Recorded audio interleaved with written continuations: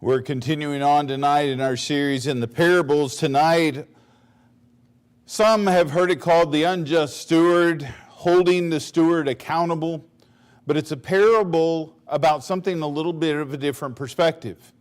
Oftentimes we see a positive character. Tonight's parable is filled with the main characters being not so honest. They're actually deceitful. And as we look at those, it's a reminder to us of how the world thinks and how the world operates. It's a warning to us, don't think that way, don't act like that, don't react that way, and don't follow the worldly principles. And oftentimes we see that, especially when we're in different aspects of our life, maybe in the business world, we see people who seem to do okay, but they just take advantage of others. They use their wealth in a way that is inappropriate at times. But we also see people that we know, and even Christians in some degree at times, falter in the way that they handle what God has given them as resources. God expects us to be good stewards of what He's given us. To take into account, to bear in mind, to always keep in mind, this is something the Lord's given me, and because of that, I have a responsibility. When we look at this steward, we're going to notice that he has the authority over all of his master's resources. He could actually conduct business in his master's name. That's how much the master trusted him. As we look at this, we're going to ask ourselves tonight, how much trust has been given to us? How much responsibility in the things that we've been given? And do we measure up to that trust? There's a lot in this tonight, and it's a fairly small and short parable, but in it there's a lot of different aspects that we should take note of and that we would keep in mind as we live our life. Chapter 16 and verse 1. And he said also unto his disciples, there was a certain rich man which had a steward, and the same was accused unto him that he had wasted his goods. And he called him and said unto him, how is it that I hear this of thee? Give an account of thy stewardship, for thou mayest be no longer steward. In other words, the steward was just told, you lost your job. You've been fired. But before you go, you bring me up to speed. He asked him, what is this that I've heard? It's amazing how fast news travels, isn't it? And especially when you lack responsibility, especially when there's dishonesty involved, that word's going to travel fast. That right there is a reminder to us that our testimony is of utmost importance. We're going to make some mistakes. But are we known for making up for those mistakes or for disregarding them? We'll look at that a little bit later in regards to the steward here. But he was given some time. And when we are brought into a point in our life that we have been made accountable, that it's time to look at the record, to review it, and to give account, do we bear that in mind each and every day? I'm going to be accountable for what I'm doing, for what I'm using, the resources that I'm in charge of. Think of this master, this rich man that had given the steward this much freedom, this much responsibility, but most of all, he gave him his trust. It would be likened unto the president of a company today where the owners are somewhere else. They've given the president charge over the affairs of the business, and they find out that he's misappropriated funds. The first question that would come into the mind of those owners or of this rich man is, why would you do that? I think that's a question that so many fail to ask themselves as they misuse those resources and funds. They never stop and ask, why exactly am I doing this? Oftentimes it's an emotional response the first couple of times. Then when you kind of see what you can get away with, then all of a sudden it becomes a little easier each time. And no doubt in the case of this unjust steward, he had realized that there was a way to skirt the system. And so as it it began to be apparent that he could do it, he began to further his own cause, his own self-preservation, if you will. But he was given a little bit of time. Think what that time in between must have felt like. He knew that he was going to lose his job. We're not given a specific time period, but he had time to consider his standing. What just happened? I wonder if he took enough time to step back and say, why did this happen? From the way he began to maneuver from this point and manipulate, I think that he didn't stop to answer that question. I think he just took what he had and said, okay, here's where I'm at. Plan B is going into effect. He had time to consider his options, and he had time to act. We have time as well. Are we stopping to consider our standing? Are we stopping to consider the options that still lie before us? And are we stopping to look at the time that we have remaining to act? Are there things that need to be brought up to account, that need to be made current, that need to be made right? So in verse 2, and he called him and said unto him, how is it that I hear this of thee? Give an account of thy stewardship, for thou mayest be no longer steward. And again, we look at that in order to point out, how is it that I hear that of thee? That's a question you never want to be asked. How did this happen? What happened? How did we get to this point? But he referenced here in this act, multiple acts, he was actually showing a disrespect for this rich man. It doesn't matter what you need. It doesn't matter what benefits you. I'm going to manipulate this situation to my own good. What we do with the things that we've been given responsibility for are going to impact others. In the case of the unjust steward here, he didn't really care. The only person he had in mind was himself, what he could gain, what he could accomplish. He'd wasted more than just the goods. He wasted time. He wasted resources. Most of all, he wasted the trust of the one that had given him the responsibility. Didn't seem to bother him, though. There's no apology here. There's no begging to be reconsidered. There's not a plan put forward to the rich man that says, let me make this right for you. As we look back at our lives, how much has been wasted, is being wasted, and could potentially still be lost. Because one day we'll stand accountable as well. When we live each and every day, this rich man and this steward, the steward, we could say, probably fixed the books a little bit. The ledger didn't add up. Somebody found it. Do we realize that each day is like a journal entry in a ledger? The things that are done are entered. And the interesting thing about the ledger is it has to balance, or it should balance. Will the trust given to us balance with the trust that we earned? The accountability for the resources that we've been given, whether it was time or finances or gifts, talents that we have. All of those are journal entries. Will they balance on the day of accountability?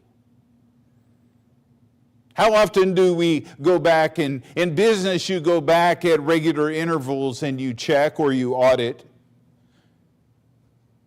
Depending on what your responsibility in the accounting cycle is, your responsibility may be a little different, but it all bears out to the same purpose. We need everyone to be sure that everything balances, that everything's accounted for, down to what? The penny. I've seen accountants sit for hours trying to find that penny. They know the importance of that single penny. And it's a check and balance system. that when it's all said and done should equal out? What if we were to look at our life more in that aspect? That penny being the minutest amount of time, the minutest amount of effort, the minutest investment that we make in the lives of others. And not in just the temporal measure, but in the eternal aspect as well. I mean, if we were to be honest tonight, sometimes the smaller measures just don't matter so much. It's just wrapped up in, called part of life. In those journal entries, there are categories that they fall into. And each one has usually a code or a description, and all of those things play into one another. All of them important. You don't want the wrong resource allotted to the wrong account. Look at verse 3. Then the steward said within himself, "What shall I do? For my Lord taketh away from me the stewardship." Listen to what he says here. "I cannot dig, to beg I am ashamed." In other words, I'm not ready for manual labor. I can't even think about doing that, and I'm not about to beg. Here he was in a high affluent position. His pride made him, or tempted him, I should say, to go the dishonest route. But now his pride is still intact. Even in the midst of his difficult situation, his pride is still intact. What am I going to do? Because I can't dig. You picture him as having a lack of calluses on those hands. His job wasn't out there digging ditches every day, and he said, I can't go do that, but I'm not going to beg. Isn't it interesting? He was okay to steal, but he's too proud to beg. Gives you a little bit of an indication of his mindset. Verse 4, continue on, I am resolved what to do, that when I am put out of the stewardship, they may receive me into their houses.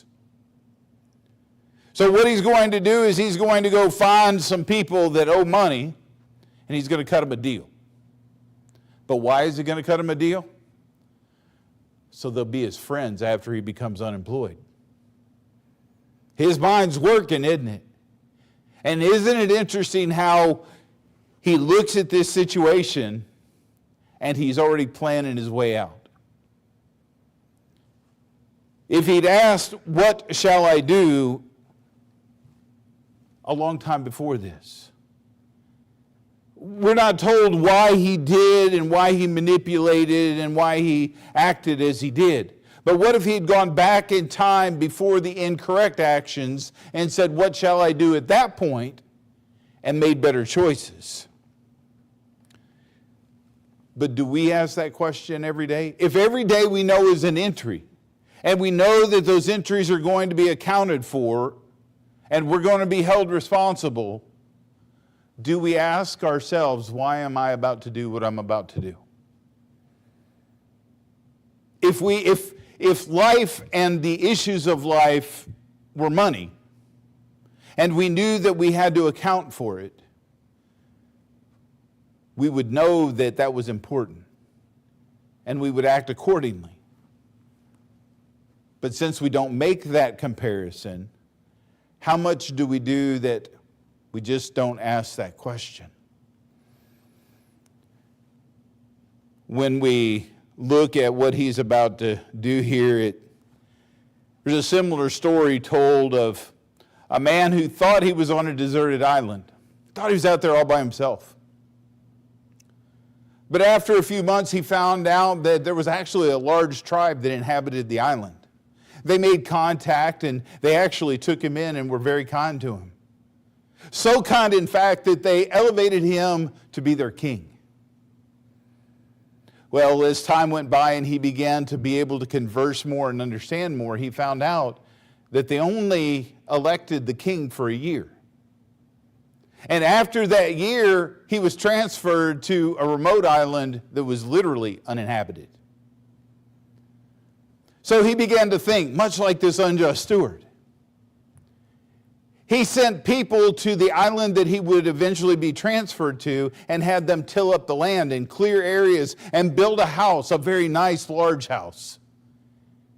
But for their benefit, he had them build a couple of other houses so that it would not be uninhabited, so that when he went there, the people who had done the work for him could live there, but he could live out the rest of his days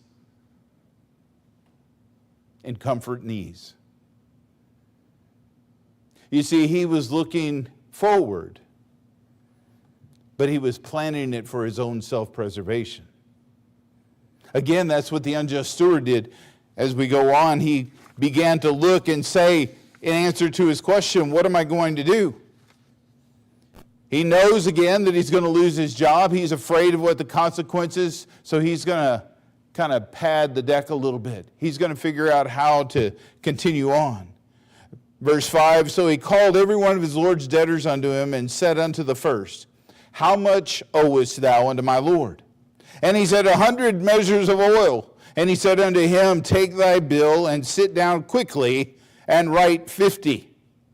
Then said he to another, and how much owest thou? Isn't it interesting? And he said, 100 measures of wheat. And he said unto him, take thy bill and write 80. If you'll notice what they both owed and compare it to what he had them both pay. Is it equal? So he is still being unfair. No matter what his explanation is, no matter what his reason is, somehow or another he decided that he could be unfair still. Now, wouldn't you think that someone who's in as much trouble as this guy is would at least have the decency to try to be fair? But for whatever reason, he decided, you pay me 50 and you pay me 80%. When he looked at that, he began his plan, began to move forward. So what would you have done if you were the rich man?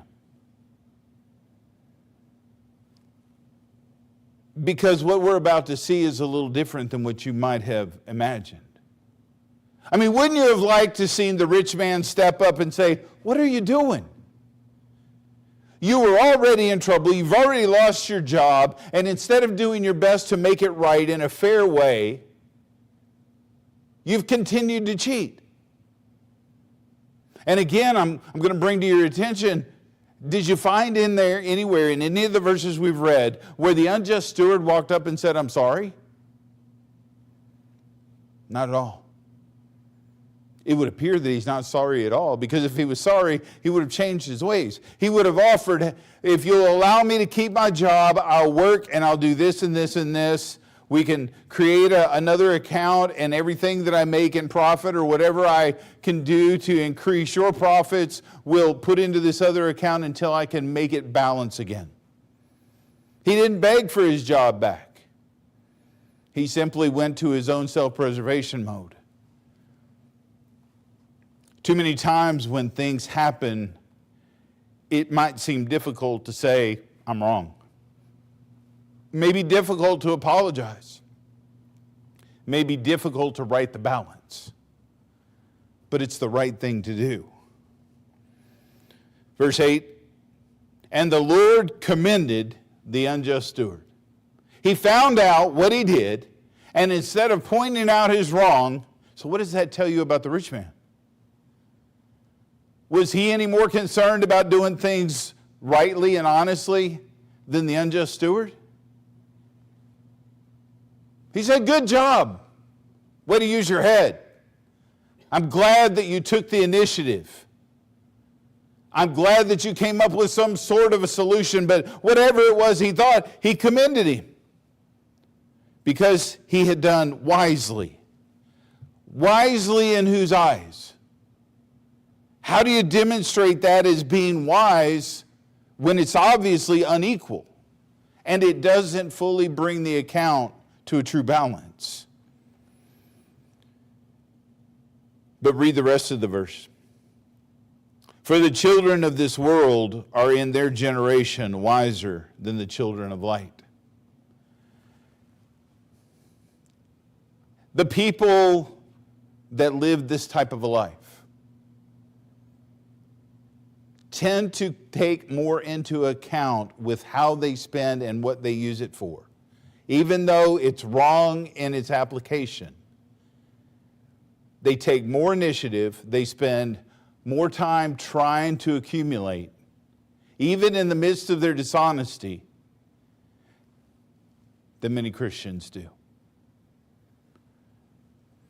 Those that operate in that framework find themselves able to plan ahead, to make the adjustments, to take the initiative, to figure out ways to accumulate their wealth. Because all their world is to them is the temporal world. So the more I can get for me, the better off I am in the time that I have. Remember, the unjust steward had a certain amount of time? So if we have the same time as those in the world, are we like them, only accumulating temporal wealth for a temporary time? Or are we looking to eternity? And that's the point that's made. The children of this world versus the children of light. What are we doing with our resources that would be any different? When you look at verse 9, and I say unto you, make to yourself friends of the mammon of unrighteousness, that when ye fail, that they may receive you into everlasting habitations. You know, when you first read that, that's a little bit confusing. What does it mean? Make to yourselves friends of the mammon of unrighteousness. Are we supposed to be friends to these people? Or are we supposed to accumulate our own wealth? What exactly does that mean? Turn over, if you will, to Proverbs chapter 3, and we'll make this make a little more sense. Because Jesus was using this parable to communicate a spiritual principle. It's not just about what's going on here. It's about preparing for eternal life and being wise stewards of the resources that we've been given in our present life. God never gives us anything without plan or without a purpose. It's up to us, though, just like the unjust steward, to determine what are we going to do with it. Are we going to use it just for us, temporal resource, for a temporal need, for a temporary time? Or are we going to look at what some would look at as this unrighteous mammon? Are we going to take that and use it for unrighteous purposes? Or are we going to take that as a resource that God's given us? Just use money, for example. Money in and of itself is not bad. What does the Bible say? It's the root of, the love of money is the root of all evil. It's not the money. But as a Christian, if we love the things that money can give us, and it's all about our self-preservation and our self-accumulation, then we've misused the resource that God's given us. If you take those same funds, or like we mentioned, the talents that God's given you, the time that God's given you, no matter what the asset is it used to further God's kingdom? Or is it used for our own selfish lust and desire, our pleasure, our accumulation? Because we're responsible for that. Proverbs 3 and verse 9 says, honor the Lord with thy substance and with the first fruits of all thine increase. So shall thy barns be filled with plenty, and thy presses shall burst out with new wine. If we take what God has given us and we identify ways that we can use that to bring honor and glory to Him, defeating the temptation at times that exist, because there's always decisions, aren't there? I was given this, I received this, I worked extra and got this, or I've got some extra time. So what this parable is saying, are you going to be like the unjust steward who uses it to further their own agenda? Or are you going to recognize that the things that you accumulate that way, they're not going to go with you? But there are things that God gives us, and again, with His plan and His purpose. If God gives you $100, do you ever ask, what should I do with this? Do you ever pray about it and say, Lord, how can I best use this? Or does the mind automatically jump to, great, I've got $100. I'm going out to eat. And again, it doesn't mean that we can't utilize it for those things. But is that our main driving focus? If there's someone else in need, are you prone to meet that need or to further your own need? And again, don't misunderstand, we do have those needs and God supplies extra to meet those needs. But I hope you understand tonight, in looking at the unjust steward, what was his motivation?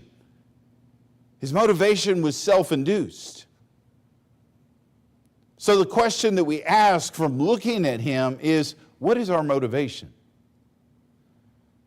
What is our goal each and every day that we get up? As we talk to the Lord, are we asking, Lord, I want to be accountable.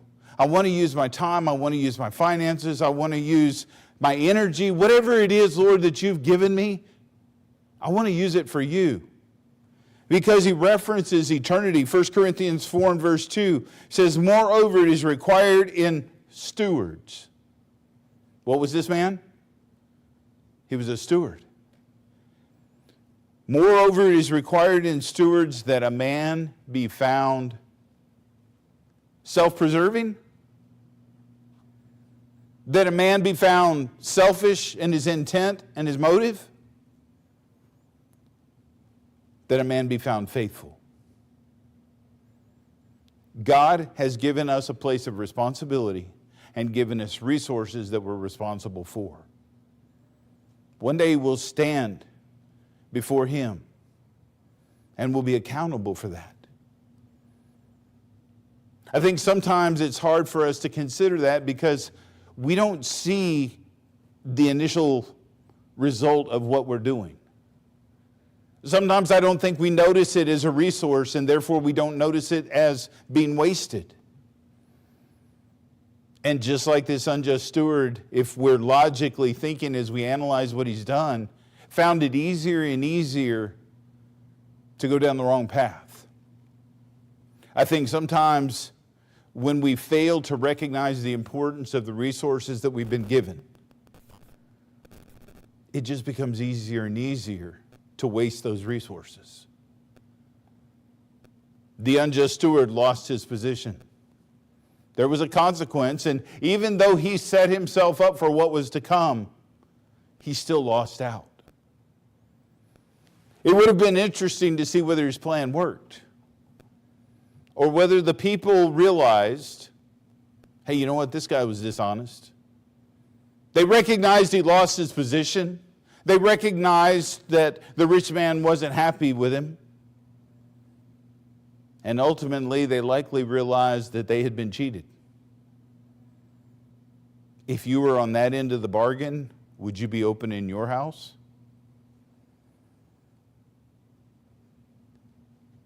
His plan may not have worked.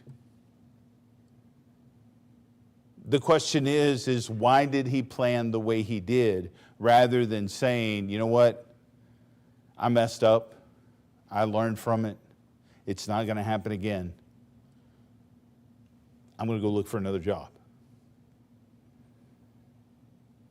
Nor did he realize that all of the plans that he was making for all of his accumulation and all that he had planned for.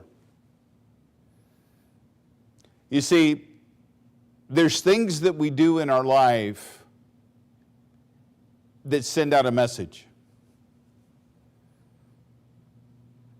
One author said, I can talk to someone for about 15 minutes and know, as a general rule, based on certain criteria and certain questions that I ask, probing questions, what their goal in life is. What's most important to them. An author is going to write a biography on the Duke of Wellington. Duke of Wellington was well documented. There had been many biographies already written. So someone asked this author, because there's so much information out there and because there have been so many biographies already written, how is yours going to be any different? He said, mine will be different. You see, I have come into the possession of copies of his account ledger. I know what he spent his money on. And by knowing what he spent his money on, I have a better understanding of how his mind worked. I have a better understanding of the things that he deemed important. I have a better understanding of the things he felt beneficial and worthy of his time and resources. Because the ledger shows the allocation to those various items, to those various people, to the charities that he chose. You see, that information provided a great amount of detail, not only about the finances themselves, but about the man behind the finances. Remember, we talked about each day of our life being a journal entry. How would you envision your journal? When it comes to audit time, if you will, are we going to be able to hand that ledger over? Knowing that God knows. The rich man knew what had been done. He brought it to his attention. What is this that I have been told? He didn't have to go into detail because the detail didn't matter. The principle mattered. You haven't done well, you haven't dealt honestly, and you haven't utilized my resources effectively. There really wasn't much explanation needed. The facts were already present. Do you realize that when the Lord looks at our ledger, if you will, the facts are already evident? The truth is already there. Will he look at us as just or unjust? As being wise in the use of our resources? Or looking back across the span of time, looking at the allocation, knowing the allocation of what had been given us and what the purpose was, would he have to ask the question or draw a comparison, pull up a screen and say, here is what those resources could have accomplished. Here were the needs that were present that you could have assisted with. Here's the time that would have made a difference in the life of another.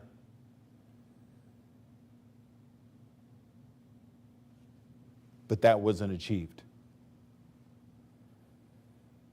It's a sobering thought, isn't it? How many times I wonder when the unjust steward looked back, did he wonder what he could have had? What life could have been like?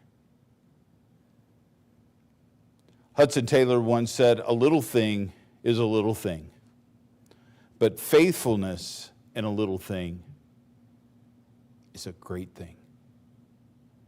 Faithfulness in a little thing is a great thing. If you bow your heads, close your eyes. Each of us look at our lives a little differently. But how often do we stop and take note of how God is looking at our lives?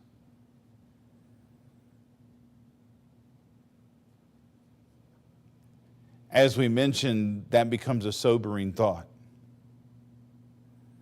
Lord, what is it that you would expect of me that I haven't done? So many questions are asked about how do we successfully live the Christian life? How do we accomplish what God would have us to accomplish? Tonight we saw a key factor in that. An honest devotion to utilizing the resources that we have been given. In no matter what aspect it is in our life, we deem it as vitally important. Lord, you've given me a day. That's a resource. What do I need to do with it? Lord, give me the wisdom to handle your resources properly. Lord, give me the vision to see the others who are in need. But Lord, most of all, give me a sincere desire to simply be open to your will. We can easily see in the life of this steward the difficulty that he evidently faced in denying temptation. Temptations are going to arise. Hard times will come. Who knows why this guy started the way he did? Maybe his finances were growing a little thin because he'd misused them. So he saw this as a way to make up the difference. Maybe even add to it a little bit. Maybe he said, I'll only do it once or twice and that'll get me straight and then I won't have to do it again. But again, he realized how easy it was, so it just continued. No matter what it was, he didn't approach it from the right aspect. It required some integrity. It required some honesty. It required admitting that where he was and the way he was functioning in life was headed in the wrong direction. This parable is a challenge to us all because we've all been given resources for God's use. Are we willing tonight to take a look at this, to ponder on it, to bear it in mind as we go through the days ahead? Dear Heavenly Father, we thank you for the day that you've given us. We thank you for the resources that you provide to us. And Lord, we just pray that we would keep in mind this unjust steward. Lord, that we would ever be mindful that what we have is given to us and it does have a purpose. And Lord, help us to look to you to ascertain that purpose, to do as you would have us to do, to invest in eternity as you would have it done. In Jesus' name, amen.